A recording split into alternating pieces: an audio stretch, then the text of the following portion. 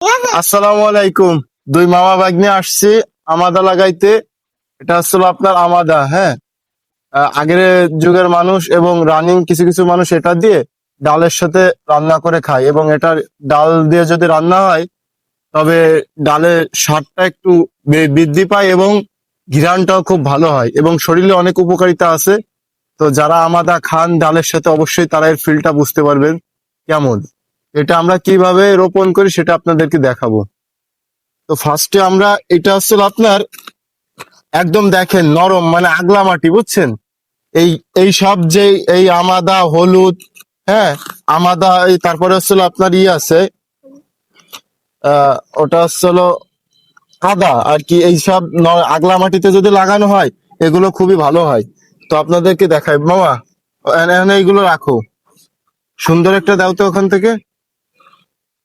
হ্যাঁ, মূলত এই যে দেখেন এই আমাদাটা আমরা সুন্দর করে মাটিটায় যে করে নিচ্ছি, একটু করে নিয়ে সুন্দর করে যে বসাই দিছে, হ্যাঁ।